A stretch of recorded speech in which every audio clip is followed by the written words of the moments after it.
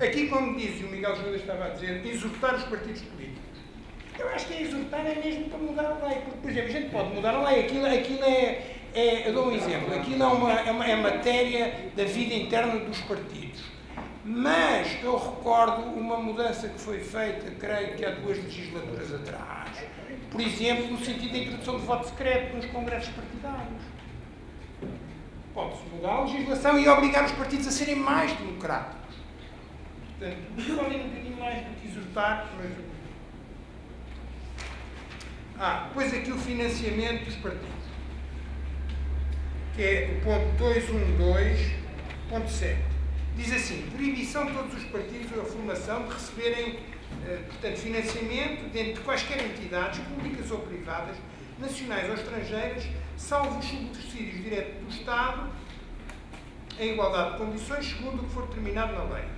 Bom, em primeiro lugar, eu acho que o financiamento já é fundamentalmente público, mas há aqui um elemento que, aliás, o Partido Comunista tem-se batido, e bem, do meu ponto de vista, que é o financiamento por via dos militantes e dos donativos. Quer dizer, se os partidos só recebem do Estado, eles não querem saber de militantes. Devemos pensar isso. Se os partidos já não precisam, eu preciso ter militantes.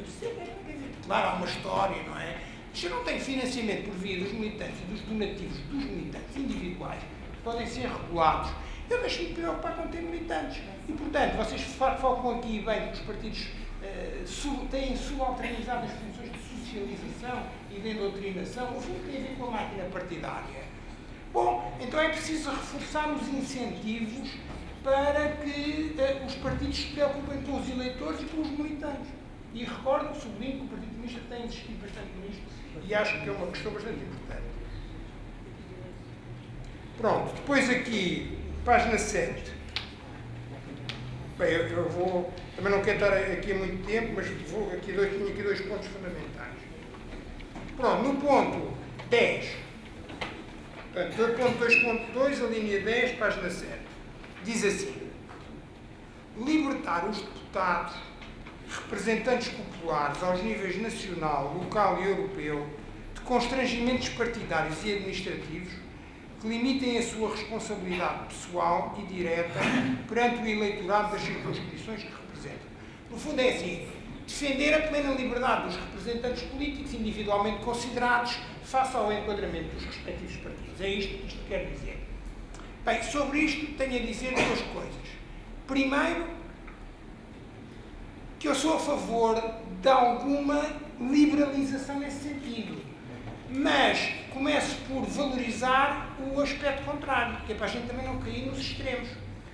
Porque a disciplina partidária e a organização, a lealdade grupal, a estruturação dos grupos políticos organizados, nomeadamente dos partidos, é um elemento também fundamental, por exemplo, da estabilidade governativa. E é um elemento fundamental para que os eleitores, quando votam num partido e escolhem um programa, em princípio, não é? Depois os partidos sejam capazes de assegurar e vão, pelo menos, tentar, já há outros fatores, vão tentar cumprir o programa.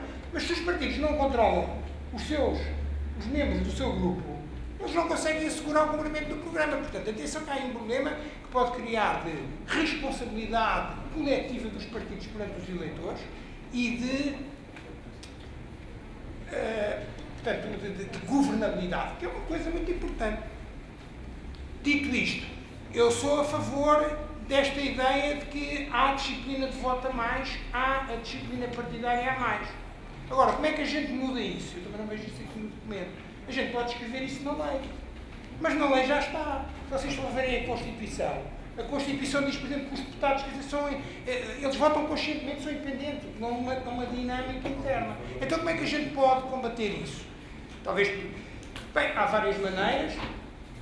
A Ana já falou em algumas, que é a questão das primárias. Quer dizer, no fundo, o mecanismo fundamental é este. Como é que a gente resolve este problema? Nós temos um excesso de partidarismo e temos um excesso de disciplina. Sem embargo, de valorizar a disciplina também que são importantes.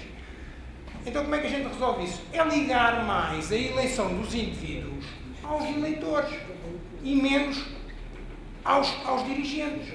Isso passa por quê? Passa por primárias na escolha dos candidatos, quer dizer, para as eleições. locais, nacionais, quer dizer, obrigar os partidos a terem primárias, podem ser obrigados, se chegarem a esse acordo, naturalmente, têm que legislar. E depois, em certo sistema eleitoral, permitir aos eleitores